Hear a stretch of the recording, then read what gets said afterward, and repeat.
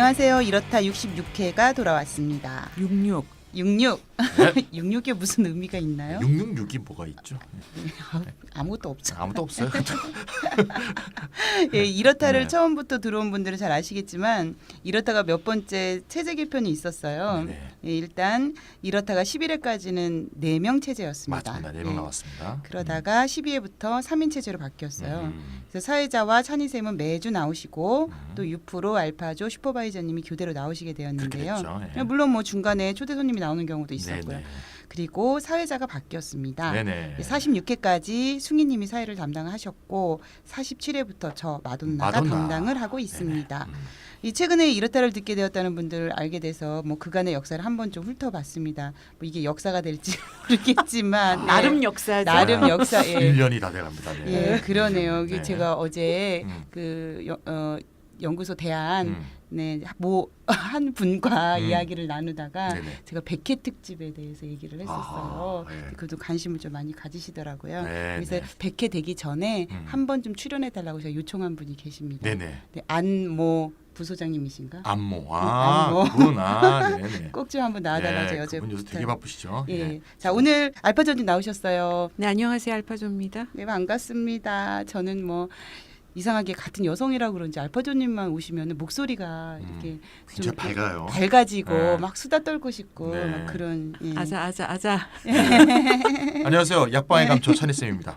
약간 감촉도 네. 감초가 없으면 안 되죠. 네. 아 맞아 없으면 허전해요. 네, 네 허전하죠. 감사합니다. 근데 한번 없어봤으면 좋겠다. 우리가 어떻게 망가지는지 좀 찬성 아파 없으면. 볼게요. 좀 그러면. 네.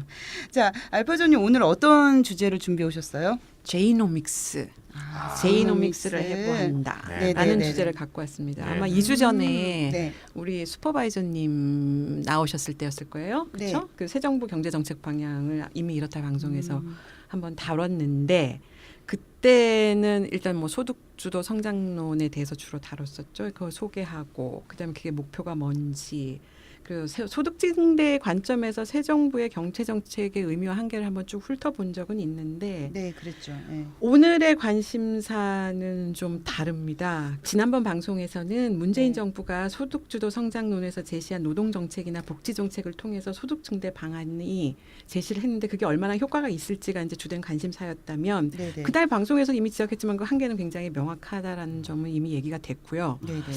노동소득 분배율을 높이기에는 아마도 최저임금 인상 가지고는 뭐 불충분할 그렇죠. 것이다, 역부족일 그거 것이다. 뭐 올려놓고 이제 네. 그렇죠. 네. 그다음에 무엇보다도 노동시장의 1차 소득 분배에서 획기적인 구조 개혁이 필요한데 그에 관련한 대책이나 구상은 사실은 거의 안 가지고 네, 있다고 거의 봐야죠. 없습니다. 그러니까는 네네. 뭐 소득 주도라고 얘기했지만 그 1차 노동 시장에서 소득 주도는 최저임금 인상 얘기밖에 다른 내용이 하나도 없다. 구조개혁 얘기는 없다. 네네.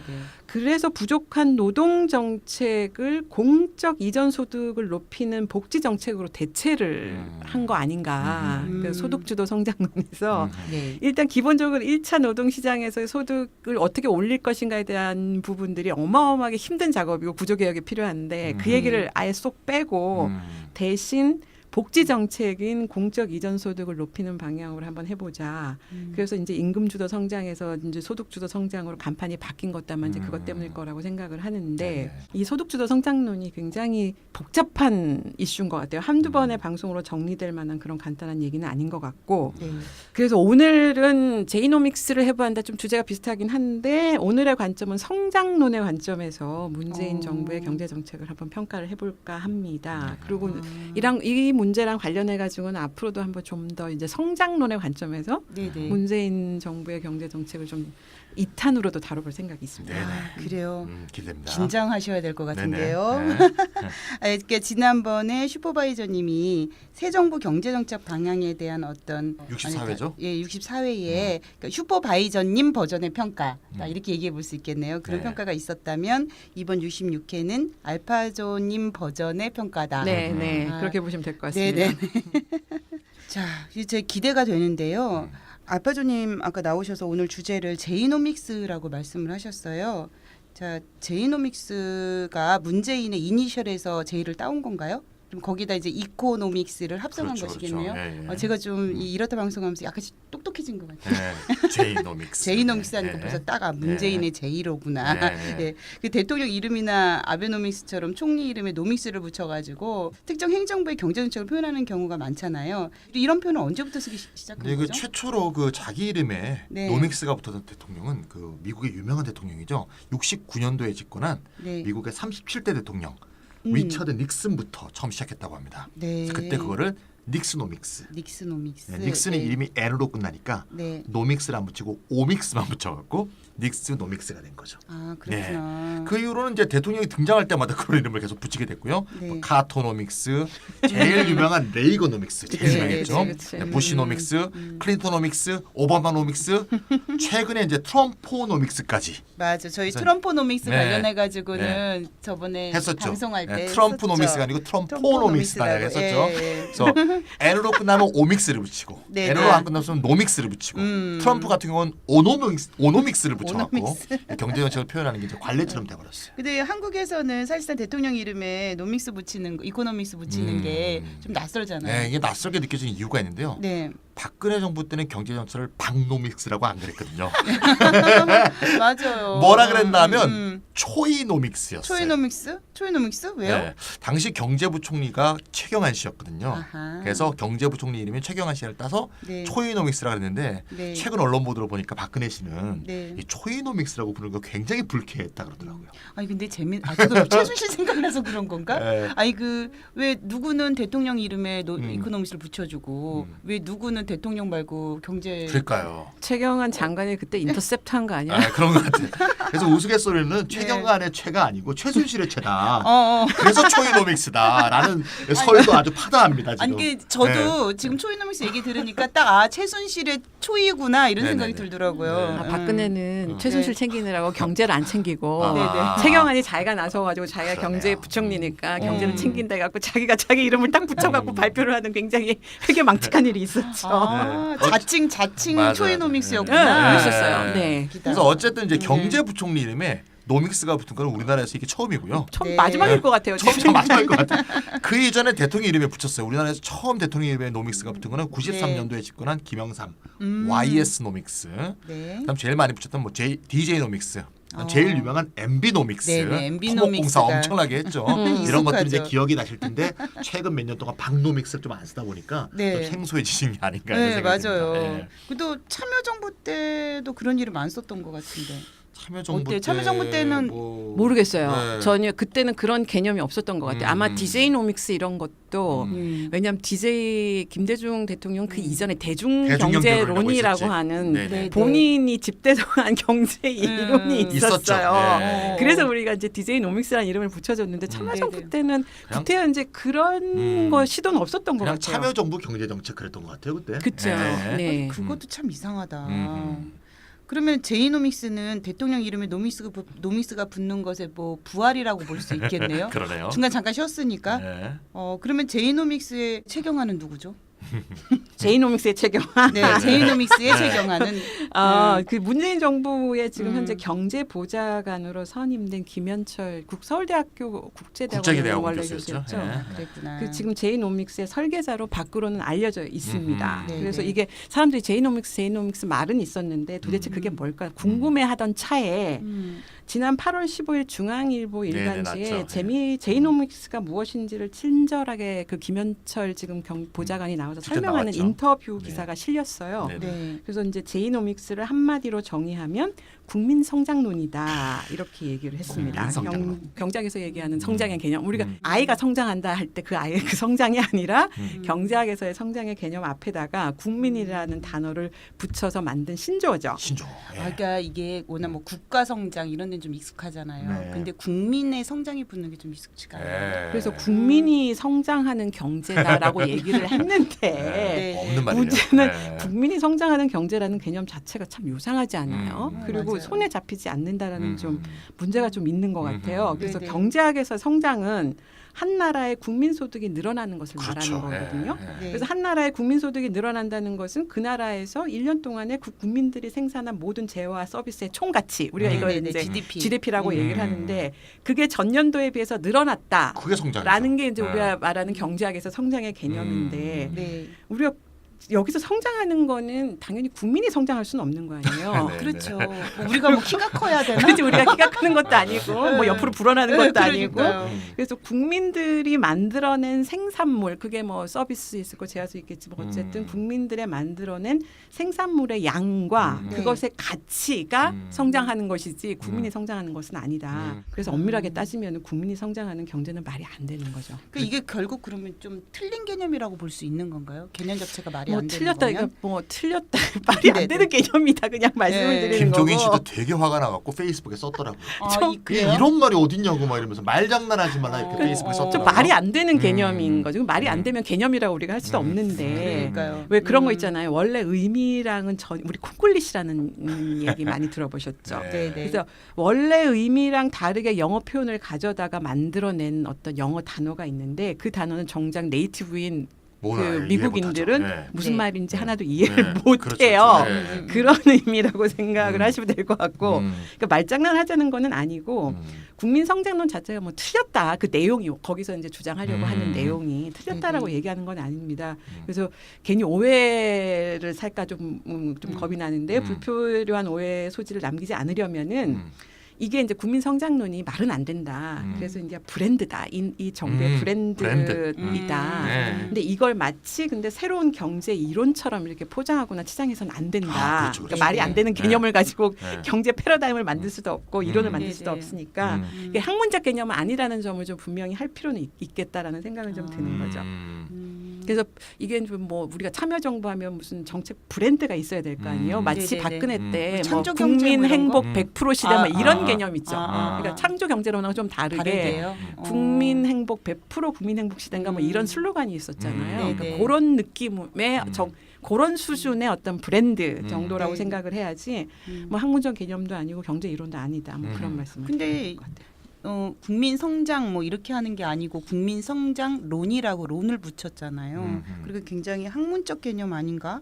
뭐 이런 생각이 들기도 하는데 우리 알파조님 말씀으로는이거나 뭐 그런 개념이라기보다는 브랜드의 명칭 같은 거다 이런 말씀하신 거잖아요. 네네. 그렇죠. 예, 정책 상표다. 그 얘기죠. 예. 그런 그 그치, 점은 상표는 좀 말이 안 돼도 상관은 없어. 그러니까 상호. 그렇죠. 뭐 뿌셔뿌셔 그럼 뿌셔뿌셔인 거지. 그치, 뭐 그런 거, 그런 것처럼. 그러면은 그 국민 성장론이라는 어떤 브랜드 네임에 담으려고 하는 내용들은 내용은 어떤 이제 게 있을까요? 따져봐야겠죠. 그렇죠. 네. 내용을 좀 봐야 네. 되겠죠. 그래서 네네. 국민 성장론에서 이게 이제 제이노믹스의 출발점이면서 네. 철학적인 기초다 이렇게 얘기를 하는데요. 네. 국민 성장론에서의 국민은 우리가 자본과 대비되는 의미에서 사람을 가르치는 뜻입니다. 사람을 가리키는 네. 말이고요. 네. 그래서 국민 성장론은 자본, 기업이 아니라 가계와 국민을 경제 성장의 중심으로 만들겠다라는 그런 네네. 뜻이라고 볼 수가 있겠고요. 그래서 김현철 부좌관이 뭐라고 얘기를 했냐면은 과거에 박정희표 성장 전략이 대기업에 의한 수출 주도 성장이었고 그건 불균형 성장이었다라는 그렇죠. 근본적인 결함을 갖고 있었는데 네, 네. 그게 1990년대 이후에 낙수 효과가 사라지면서 양극화가 심화됐고 그것이 저성장으로 이어졌다 이제 이렇게 설명을 하면서 1990년대 이후에 낙수 효과가 사라졌다라는 말은 대기업만 잘 사는 나라가 되었다는 그렇죠. 뜻이니까 네. 과거 박정희표 불균형 성장 전략이 부와 일자리의 불균형을 초래하고 그것으로 인해서 저성장의 늪에 빠지게 되었다는 이런 진단을 지금 거기에 담고 있는 거죠. 맞습니다. 그래서 예. 대기업이 경제 성장의 중심이었으면 과거에는 그 성장의 과실도 대기업이 독점하는 불균형 성장 구조였다. 그렇죠. 그래서 다시 말해서 대기업에 의한, 대기업을 위한, 네. 대기업의 의. 경제 이거를 허물고 네. 깨트리고 네. 나머지 사회 구성원 대기업이 아닌 나머지 사회 구성원들의 경제로 바꾸는 것이 그 국민 성장론의 핵심이다. 내용 이렇게 좋습니다. 예. 내용은 예, 뭐 좋습니다. 문제 예. 제기야 뭐 예. 충분히 예. 할 수 있는 기본적인 얘기인 원칙 거죠. 좋습니다. 아니 그리고 예. 또 우리가 원하는 방향 아닌가 이런 생각도 들긴 하는데요. 낙수 효과 제가 이렇다 방송하면서 좀 자주 접했던 말인 것 같아요. 그래서 청취자분들을 위해서 찬희쌤이 이 낙수 효과에 대한 이야기를 좀 네, 설명을 낙수 해주시고 효과가 넘어가면 이게 좋을 것 같아요. 영어에서 생긴 말이니까 좀 제가 얘기하는 게 좋을 것 같아요. 네네. 낙수 효과가 영어로 trickle down effect죠. 네. trickle down theory라고도 하는데 네네. 물이 위로부터 똑똑똑 떨어져서 아래까지 다 적시게 된다. 뭐 그런 이론인데요. 원래는 이제 뭐 어떤 문화적인 용어로 원래 처음 쓰이게 돼서 이제 경제학으로 넘어온 이론인데 여기서 이제 위가 어디냐? 대기업하고 이제 부유층이죠. 그래서 대기업과 고소득층의 세금을 확 깎아주던가, 네. 또 정부 규제를 없애던가, 네. 각종 정책적 지원을 해서 먼저 성장을 시키면 네. 그 성장의 과실이 중소기업 서민으로 서서히 밑바닥으로 흘러들어와서 이제 쫙 네. 네, 경제 전체가 혜택을 누리게 된다. 뭐 그런 생각이고요. 뭐 곳간에서 인심난다 뭐 이런 거네요. 그렇게 볼 수도 네. 있겠네요. 예. 아까 우리가 잠깐 우리가 노믹스 할 때 배웠던 레이고노믹스 네. 그때 아주 유행했던 이론이고요. 보통 기업을 중심에 두고 사고한다고 해서 공급 중심 경제학. 시장에 상품과 서비스를 공급하는 게 기업 아닙니까? 네네. 그래서 공급 중심 경제학 이렇게도 부르고요. 그럼 제이노믹스는 수요 중심 경제학 그렇게 볼 수 있죠. 예. 예. 레이건 집권이 이제 8년이었는데 2번 연임을 했으니까 네. 그때 이제 미국의 국가 부채가 3배가 됐어요. 그래서 미국이 세계 엄청나다. 최대 채권 국가에서 세계 네. 최대 채무국으로 변신했고 당연히 이제 빈부 차이도 확대됐고요. 네네. 이제 한국으로 이제 이걸 좀 와 보면 한국의 이제 낙수 이론은 이제 한국에서 낙수 이론을 보면 이제 대기업이 보통 수출 대기업이니까 네. 수출 대기업의 세제 혜택이라든가 규제 철폐라든가 모든 혜택을 이제 집중하면 경제 전체가 발전한다. 이렇게 이제 그런 전략이라고 볼 수 있고요. 네네. 뭐 이제 뭐 더 이상 유효하지 않다는 것은 뭐 여러 통계 수치로 확인이 됐고요. 수출 대기업이 성장을 해도 국내 고용이 증대되지 않는다는 게 여러 번 우리가 이렇다 방송에서 한 적이 있고요. 네. 실제로 상위 계층의 소득이 늘면 오히려 경제 성장률이 떨어진다는 그런 IMF의 보고서도 나온 바가 있습니다. 아니 그럼 낙수 효과 반대는 뭐예요? 낙수 효과 반대말은 이제 아까 낙수 효과 트리클 다운이었죠. 네네. 반대말은 트리클 업. 아. 물이 위로 솟는다. 물이 위로 솟는 게 어떤 게 있죠? 이제 분수? 예, 그래서 네. 분수 효과라고 파운튼 이펙트라고 합니다. 파운튼 이펙트. 그렇구나. 예, 분수 효과인데 네네. 아래에서 위로 물이 솟구치게 한다는 얘기죠. 그러니까 아까 좀 전에 말씀하셨더니 낙수 효과 이론이 기업을 중시하는 공급 중심 경제학이면 네. 분수 효과 이론은 가계를 중시하는 수요 중심 경제학이라고 볼 수 있고 네. 우리 잘 아는 대표적인 케인스 경제학 네. 이게 이제 수요 중심 경제학의 대표적인 경제학이고요. 아, 요 정도는 선생님 저한테 문제를 내주시지. 그렇죠. 네. 예. 케이스는 또 제가 맞습니다. 예. 여기서 또 많이 이제 들어오면 그래서 이제 뭐 이름이야. 예, 저소득층하고 서민의 네. 소득층들을 하면 그렇게 해서 총수요가 증가하고 네. 전반적인 경기 활성화를 이어지고 네. 이게 결국은 고소득층까지도 소득이 높아진다. 이렇게 이제 네. 거꾸로 설명을 하는 거죠. 네네. 그래서 이제 새 정부 경제정책 방향이 나오는 사람 중심 경제라는 게 네. 결국 이제 낙수 효과에서 분수 효과로 네. 경제 정책의 기본 방향을 바꾸자 이렇게 설명할 수도 있다고 봅니다. 예. 저는 솔직히 말씀드려서 분수 효과는 처음 들어봐요. 네네. 낙수 효과는 많이 들어봤거든요. 낙수 효과는 워낙 유명하니까요. 예. 예. 그리고 뭐 우리가 뭐 복지 정책 얘기할 때도 그 낙수 효과 얘기가 좀 많이 들려서 기분 나쁘고 그랬었는데 예, 분수 효과라는 좋은 단어를 오늘 배우게 됐네요. 분수를 시원하게 느낌이 들죠. 네네. 그렇게 되면 그렇게 되면 정말 좋겠습니다. 네. 예. 그래서 낙수 효과에서 분수 효과로 전환된다.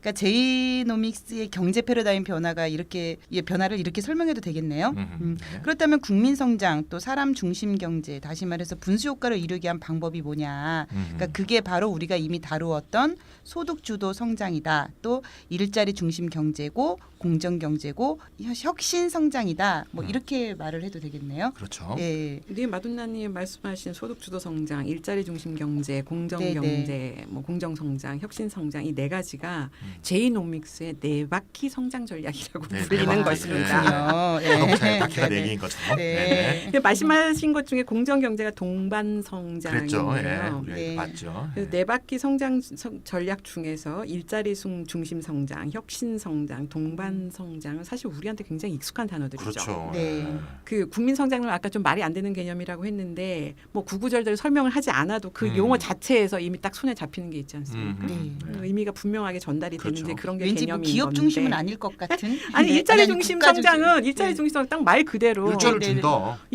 고용 없는 늘린다. 성장의 반대말 성장해도 고용이 안 생기니까 일자리 네네. 중심을 성장을 하면 일자리를 중심으로 성장을 하자라는 뜻이잖아. 말 그렇죠. 그대로. 말 그렇죠. 그대로. 네, 이해하기 그러니까 쉽죠. 그 단어가 이제 뭐 말 자체 개념 자체가 이제 그 음. 뜻을 그대로 전달하고 있다. 네. 라는 거고 그래서 이제 국정 운영의 최우선의 목표를 일자리 창출해 주겠다라는 거고 거기에 맞춰서 경제 시스템이나 경제 정책을 전면 재편하겠다라는 그런 의지를 표명하는 슬로건이 바로 이제 일자리 중심 그렇죠. 성장이고 네네. 동반 성장은 사실은 MB 그렇죠. 브랜드죠. 정운찬 씨 때. 정운찬 씨가 뭐 동반성장위원회. 동반성장위원회도 그렇죠. 만들고 막 네네. 그랬었기 네네. 때문에 사실 MB 정부의 이제 대표 브랜드 중에 하나가 이제 동반 성장인데 다 실패했죠. 네네. 그리고 혁신성장은 사실은 창조경제의 또 다른 이름이다. 비슷한 말이죠. 예. 창조경제랑 사실 유사한 내용을 가지고 네네. 있고요. 네. 문재인 정부가 근데 기술 혁신 말고도 다른 복합 혁신이라는 표현을 써요. 아, 복합 그래서 혁신. 복지도 그다 들어가고 네. 분권도 들어가고 균형 발전도 들어가요. 그래서 이 혁신 과제를 기술 혁신뿐만 아니라 복지, 분권, 균형 발전이 다 들어가는 게 다 사회 혁신까지 다 포함하는 개념으로 혁신 개념을 좀 확장을 해서 굉장히 새로운 접근인데 신선하고 새로운 좋은 게 다 들어간 것 접근인데 같은데요. 예, 좋은 게 다 들어갔죠. 그래서 그 부분은 근데 혁신 성장 중에서 이제 창조 경제 내용이 가장 주고 그렇죠. 나머지 네. 다른 혁신의 개념이 좀 확장됐다.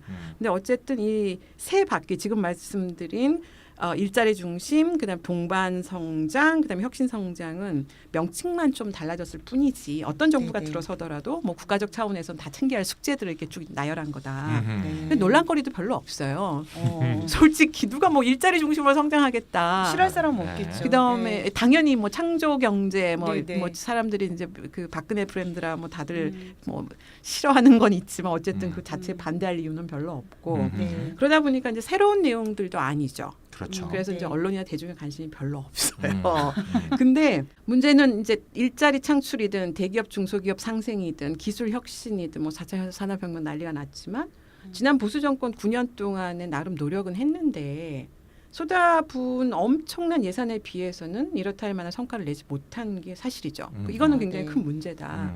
그렇게 봤을 때 문재인 정부도 사실 이 세 가지 분야에서는 비슷한 내용들을 이제 내세웠는데 이게 이제 제대로 이 문재인 정부는 과연 잘할까?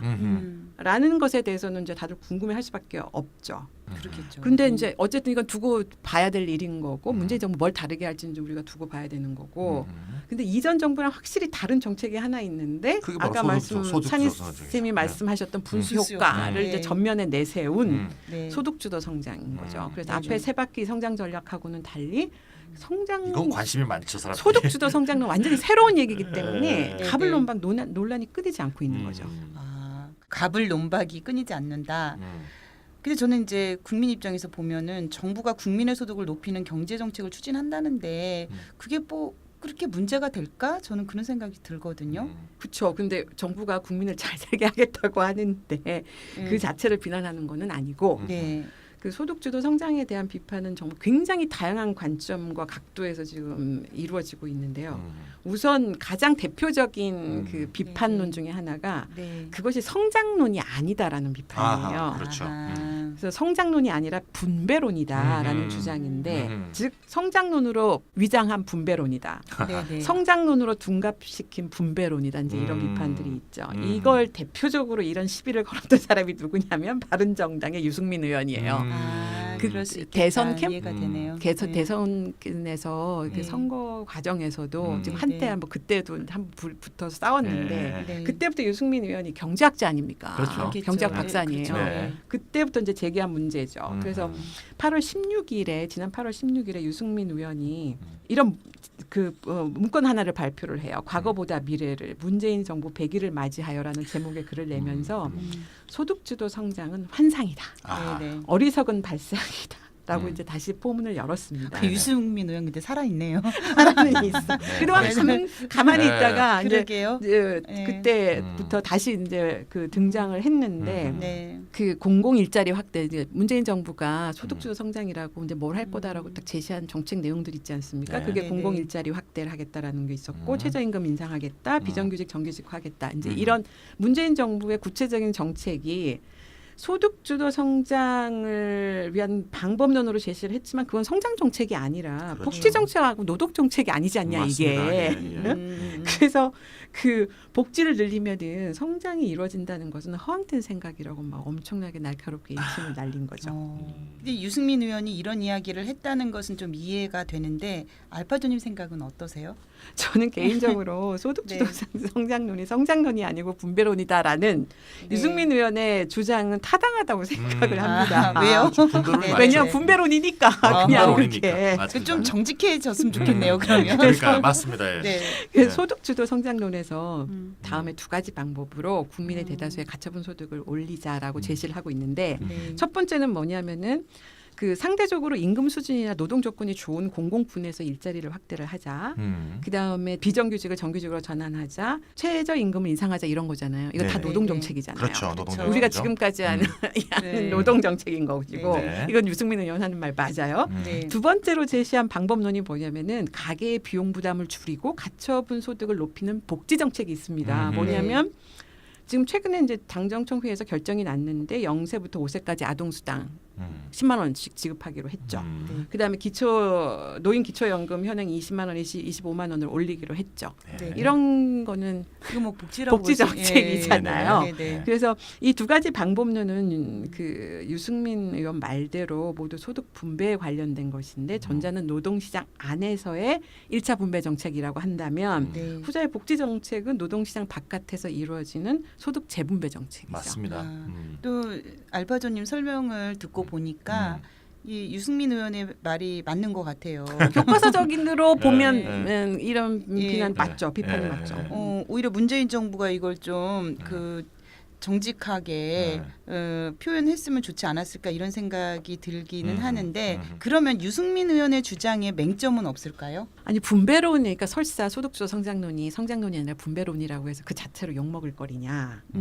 네. 분배론이라고 해서 성자가 무관하다고 보는 네. 그 시각에 대해서는 좀 그거에 대해서는 문제가 좀 있다고 보는데 네. 우리가 노동시장에서 소득 분배가 공정해지고 복지 정책이 확대돼서 가계 가처분 소득이 올라가고 사회 안전망이 강화되고 그렇게 되면 당연히 경제에도 긍정적인 효과가 발생할 것이라는 데는 의심의 여지가 없죠. 네. 이게 분배론을 성장론으로 둔갑시켰다는 것에 대해서 뭐 딴지를 걸 수는 있지만 여기서 말하는 노동 정책을 제대로 피고 복지 정책을 제대로 피자라고 하는 것 자체 내용에 대해서는 그렇죠. 그걸 이제 문제로 삼을 수는 없지 않겠느냐. 네. 네. 그다음 반대로 이제 만약에 경제적 불평등이 지금 안 그래도 심각한데 더 심각한 수준으로 확대되도록 내버려 둘 거냐. 그럼 내수 부족 문제가 지금 아주 심각하잖아요. 네. 근데 이것도 경제 성장에 악영향을 미치고 있기 때문에 사회 통합력이 낮아지고 이렇게 되면 사회 전체도 위험에 빠지고 사회 통합력이 진짜 문제죠.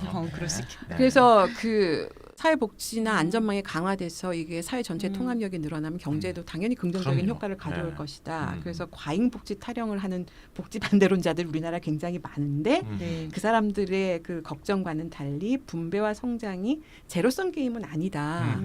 그다음에 그건 우리나라도 인정을 해야 되는 거 아니냐. 서유럽의 그 북부 유럽이나 이제 복지국가들의 사례에서도 이미 입증이 된 것처럼 과잉복지 타령은 좀 이제는 좀 그만둬야 되는 거 아니냐 이런 생각이 좀 들고요.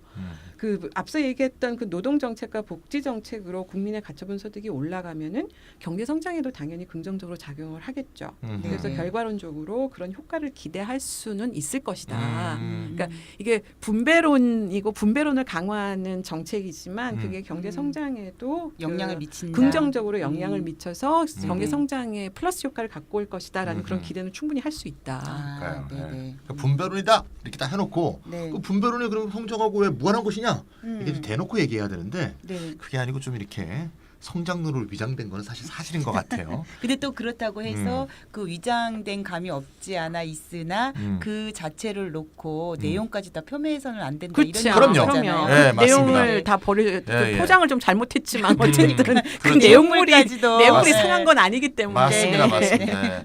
이 주제와 관련해서 이제 IMF가 2014년에 낸 IMF 경제학자들이 낸 실증적 연구가 있어요. 아 그래요? 네, 오스트리아고 버그라는 사람인데요. 네. 보고서 제목이 이제 재분배, 불평등 그리고 성장이란 보고서인데요. 딱 우리가 지금 얘기하고 있는 바로 그 주제죠. 그러네요. 네. 그 사람이 뭐라 그랬냐면 그 사람들이 재분배 정책이 성장에 도움이 될지 네. 성장에 악영향을 줄지 하는 것은 이건 어떤 가치 판단의 문제가 아니라 네, 네. 실증적으로 연구해 봐야 된다. 그렇죠. 아. 네. 맞아 이런 것 좀 그러니까 나왔으면 좋겠어요. 무조건 경제학 교과서에서 배운 대로 네네. 분배가 효율성을 훼손시켜서 경제 성장을 막는다. 네. 이런 식의 주류 경제학적 상식으로 세상을 딱 이렇게 재단하면 안 된다는 거예요. 네, 그래서 이 사람들 오스트리아하고 버그가 여러 나라의 재분배 정책을 연구를 해서 네. 재분배 정책 이후 10년 동안의 경제 성장률을 다 통계적으로 조사를 했어요. 아 그렇군요. 네, 그래서 먼저 불평등하고 말이죠. 1인당 GDP 성장률의 관계를 봤더니 두 가지가 음의 관계를 가지고 있다는 거예요. 음의 관계란 건 하나가 커지면 네. 다른 하나가 작아진다는 얘기죠. 아, 다시 말하자면 불평등이 커질수록 네. GDP 성장률이 둔화되더라. 아, 이게 실증적으로 입증이 됐다는 거죠. 아 그래요? 그에 반해서 분배를 했을 때 네. 분배를 한다는 것은 이제 불평등을 해소하는 거죠. 네네네. 이랬을 때는 경제 성장에 어떤 영향을 미치냐 실증적으로 연구를 했더니 네. 별로 관계가 없더가 없더라. 없는 경우도 있고 네네. 아니면 아주 약한 양의 관계에 놓이는 경우도 있다는 거예요. 아, 자, 그러니까 그렇구나. 예, 분배를 해서 재분배를 해서 불평등을 완화했을 때 네네. 성장에 플러스 마이너스 효과가 전혀 없는 경우도 있고 네네. 아니면 약한 플러스 효과가 있는 경우도 있더란 얘기죠. 아. 이렇게 실증적으로 입증을 딱 했던 거죠. 아, 그러니까 이제 불평등이 강할수록 높을수록 GDP 성장률은 낮아진다. 낮아진 낮아지더라. 거죠. 그거는 네. 이제 입증이 된 되는데 거고. 입증이 네. 됐는데 네. 이제 분배를 했을 때 네네. 성장을 반드시 가져오는 건 아니지만 네네. 성장에 나쁜 영향은 주지 않는다는 거예요. 아하, 네. 그렇구나. 영향이 없던가 아니면 좋은 영향을 줘. 이제 어디 네, 이제 네. 어디까지는 이제 그 실증 연구 결과가 나와 있는데 네네. 네네. 설사 그 상관관계가 낮거나 양의 관계가 약하다고 해서 네. 그냥 한마디로 해서 재분배랑 성장이 별 관계가 없다라는 결론을 우리가 한번 그냥 중립적으로 만약에 그런 결론을 내렸다고 하더라도 네네. 문제가 없죠. 아니 성장에 네. 악영향을 주는 만 아니면. 것은 아니죠. 예, 예. 근데 이제 그래서 분배를 잘하자, 재분배를 잘하자라는 게 음. 이제 그게 뭐가 문제가 되겠느냐. 그럼요. 왜냐하면 대기업의 배를 불리는 정책 대신에 제한된 예산과 민간의 자원은 제한돼 있잖아요. 그걸 네. 교육, 보건, 의료, 안전, 환경 음. 그 국민 전체의 이제 삶의 질을 개선하는데 우선적으로 투입하겠다라고 그럼요. 하는 게 네. 국가로서는 정말 마땅히 해야 될 일 아니지. 국민의 삶이 개선되는 거니까요. 예. 욕먹은 일은 예. 결코 아니다. 그렇죠. 그래서 공정한 사회를 만들고 복지국가를 확대해서 소득 불평등을 획기적으로 줄인다면은 소득주도 성장론이 성장은 하나도 못 시키고 분배만 한다고 해도 저는 네. 욕먹을 이유가 전혀 없다고 네. 말씀드리고 싶습니다. 아, 저는 사이다 발언인데요. 예. 그러니까요. 국민 경제가 망하는 게 아니라면 그렇죠. 뭐가 맞아, 문제냐 맞아. 이거예요. 근데 이 보고서가 네. 언제 나온 거예요? 2014년이요. 14년. 아까 음. 근데 말씀하셨구나. 뭐 이런 2014년. 아, 이거 뭐 저기 번역된 거 있으세요? 뭐 이런 보고서가 많죠. 예, 종류들은 예, 예. 아, 예. 그래. 네. 나중에 저 좀 메일로 좀 보내주세요. 네네네. 예. 아, 저 이거 좀 읽어봐야 돼. 영어로 돼 있어요. 아, 예? 영어로 돼 있어요. 아, 그럼 네. 안 되는데. 예. 그러니까 결국은 분배를 해서 서민과 중산층이 더 잘 살게 된다는 게 왜 문제냐 그럼요. 예. 이런 얘기잖아요. 네네. 또 게다가 성장까지 촉진한다면 우리가 그걸 굳이 우려할 요소가 없다. 약한 양의 이 관계가 있으면 양의 더 관계가 좋은 있어요. 거죠. 그러니까 음의 관계가 입증된 것도 아닌데 아니니까, 그걸 예. 뭐 네네네. 굳이 뭐 생체 실험을 한다고 하면서 막을 이유는 그렇죠. 뭐가 있느냐. 이 국민이 마루따냐 뭐 이런 식으로 항의를 하는데 그러니까요. 자식들이. 예. 아 근데 현 정부는 왜 이것을 뭐 공정한 분배론이다라는 식으로 당당히 말하면서 분배가 성장을 못 시켜도 그 자체로 좋은 거고 그렇죠. 오히려 분배가 성장에 긍정적 영향을 미칠 것이다 이렇게 대놓고 말을 못 하죠. 그게 왜 그런 것인가요? 홍길동이 아버지를 아버지라 부를 수 없었던 것처럼. 네네. 네. 네. 저도 뭐 잘 이해가 안 아. 가는데 네, 그러니까요. 사회 정책 우리가 노동 정책하고 복지 정책을 경제 네. 정책이랑 구분하는 의미로 우리가 사회 정책이라는 이름을 붙이거든요. 그러니까 이게 그 경제 정책은 그야말로 경제 성장을 위한 정책이라고 한다 그러면 우리가 네네. 지금까지 사회 정책 그걸 분리해서 네. 노동 정책이나 이제 분배와 재분배 정책은 네네. 사회 정책이라고 부른 거예요. 아 네. 그거를 사회 정책이라고 부르지 못하고 저 그거 좀 성장 궁금하거든요. 정책으로 예. 이제 포장을 씌운 건데 네. 그렇다고 아까 말했지만 그 내용이 알맹이가 맛이 없냐면 그런 건 아닌 거라는 거죠. 포장이 좀 맛이 없어 보이긴 하지만 네. 근데 왜 그랬을까 생각해 보면은 진보는 경제에 무능하다라는 이 보수 기득권 세력들의 공격을 좀 애초부터 한번 아하. 차단하고 싶었던 게 아닌가. 아, 우리도 이게 경제 짐작하시는 우리도 거죠, 경제 그렇게? 성장론이 있다. 아니 그러니까 네. 그 짐작이 이제 추정컨대 네. 진보의 좀 피해 의식에서 비롯된 거 아니냐. 아. 근데 그게 뭐 우리나라 진보만 갖고 있는 네네네. 문제가 아니라 전 세계적으로 소위 이제 뭐 노동당이나 아니면 사민당들은 네. 경제 무등하다라는 이런 잘못된 인식이나 관념이 꽉 잡혀 있거든요. 이제 거기서 오는 좀 피해 의식에서 나온 거 아닌가. 근데 과연 그럴 필요가 있었을까 싶기도 하고 네. 그 의도대로 제대로 먹히고 있냐. 그러니까 우리는 성장 잘하는 진보 세력이야라고 이제 이게 내세우고 싶어서 한 것일 수 있는데 네. 과연 그 의도가 제대로 먹히고 있는지도 좀 의문입니다. 그래서 그렇구나. 소득 주도 성장론이 분배론이라는 유승민 의원의 주장은 틀리진 않는데 일단 네. 그렇다고 어리석은 허상이라는 비판은 적절하지도 않고 바람직하지도 않다. 그렇군요. 지금까지 분배와 성장을 이분법적으로 바라보는 잘못된 시각을 살펴봤는데요. 뭐 대표적으로 유승민 의원의 주장이 거론됐었죠. 네네. 그래서 소득 주도 성장론에 대한 또 다른 비판은 어떤 것들이 있는지 2부에서 이어가도록 하겠습니다. 네.